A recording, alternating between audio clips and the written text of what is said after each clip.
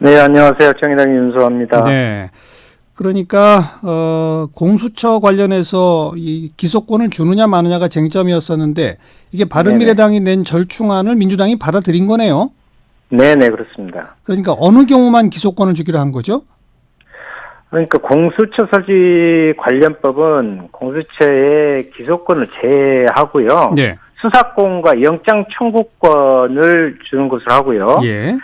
대신 이제 검찰이 불기소할 경우에 네. 법원에 재정 신청할 권한을 부여해 주는 것입니다. 예. 또 공수처가 수사한 사건 중에 판사, 검사, 경무관급 이상의 고위직 경찰은 기소 대상에 포함되어 있을 경우에 공수처에 기소권을 부여하는 겁니다. 네. 이 안에 정의당도 일단 동의하신 거죠, 그러니까 좀 미흡하긴 하겠지만. 예, 저희들은 수사권과 기소권을 같이 동시에 해야 한다 하지만 예. 좀 완전하지는 않지만 같이 동의를 해서. 예. 알겠습니다. 그리고 선거제도는 지역구 225석, 비례 75석, 또 연동형 비례제 50% 반영, 요 안 그대로 확정된 거죠? 네, 그렇습니다. 그래서 저희 정의당의 입장에서는 100% 완전한 연동형은 아닌데요. 예. 존중해서 그 부분을 받아들이기로 했습니다. 네. 또 검경 수사권 조정안도 포함시켰고요. 네, 그렇습니다. 사개특위에서 오랜 논의를 거쳐서 사실상 대부분 합의에 이르러 있는 상황입니다. 예. 정의당의 입장과도 큰 차이가 없는데요. 예. 경찰에게는 1차 수사에서 보다 많은 자율권을 부여하고 예. 검찰은 사법통제 역할을 더욱 충실히 하는 것을 원칙으로 해서 경찰은 1차적 수사권 및 수사 종결권을 갖고요. 예. 검찰은 기소권과 함께 특정 사건에 관한 직접 수사권, 송치 후 수사권, 예. 사법경찰관 수사에 대한 보완 수사, 시정조치 요구권 등 사법통제 권한을 부여하는 것으로 이렇게 정리했습니다. 예. 자, 그리고 민주평화당은 패스트트랙 할 때 5.18 특별법 개정안도 같이 올리자. 이게 이제 주로 5.18을 좀 훼손하거나 왜곡하게 되면 형사처벌하는 내용이 포함된 그거 아니겠습니까? 네, 5.18 이거는 패스트트랙에서 일단 빠졌죠. 네네. 대신 5.18 특별법 개정안은 빠르게 통과시켜야 한다는 합의가 있었고요. 예. 아시다시피 패스트트랙은 사실 말이 패스트이지 사실상 최소 9개월에서 11개월 정도 걸립니다. 300일이죠. 그래서 오늘 합의 취지는 올해 5.18 19주년 행사 전에 처리하자고 하는 것입니다. 예. 근데 5월 18일 이전에 처리가 안 되면 그럼 어떻게 되는 겁니까? 아니, 그래서 이 부분은 패스트 트랙으로 태울 문제가 아니라 오히려 대승적으로 이것을 하는데 총력을 사당이 기울이자 이런 뜻에서 됐습니다. 알겠고요. 이제 사당 원내대표가 이렇게 합의한 내용을 내일 오전 10시에 네 정당이 따로따로지만 동시에 의원총회를 해서 추인을 받겠다 이거죠? 네, 그렇습니다.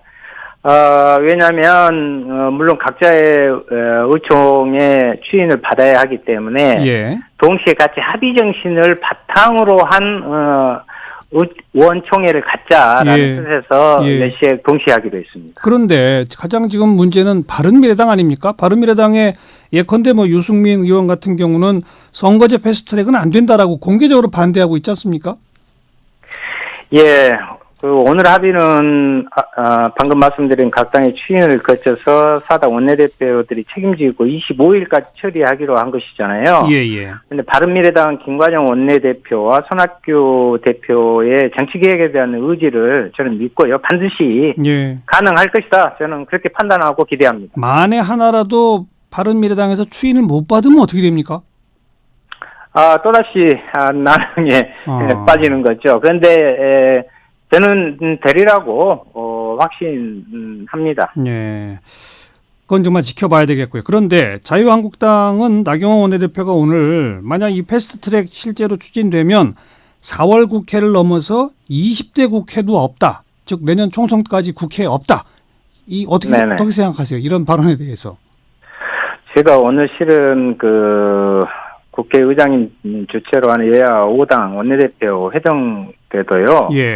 그런 발언을 이미 했는데 아니 4월 국회를 정상화해서 일 좀 하자니까 20대 국회 자체를 보이콧하겠다. 예, 예. 패스트트랙을 태우면 이것은 국민을 겁박하는 것이다. 예. 이렇게 말씀드리고 싶고요. 예. 정개특위가 여야 합의로 만들어지고도 3개월이나 늑장 출범한 게 어느 당 때문입니까? 네. 그래서 작년 12월 여야 5당 원내대표들이 연동형 비례대표제 도입을 적극 검토하고 예. 1월 안에 선거법을 처리하자고 국민 앞에 약속한 합의문을 발표해놓고도 예. 호시작처럼 버리고 내팽개친 사람이 누구예요? 자유한국당 나경원 원내대표 아닙니까? 그런 말 할 자격이 있을까요? 예. 그런데 아무튼 뭐 지난 주말 이미 장외투쟁도 하고 한국당 그 기세가 만만치 않아요. 어떻게 될까요? 참 안타까운데요. 주말 내내 그 뉴스를 보면서 정말 자유한국당은 하나도 반성은커녕 변한 게 없구나 생각했습니다. 저 5.18 망원 의원들에게 솜방망이 징계를 내려서 사실상 면죄부를 주고 예.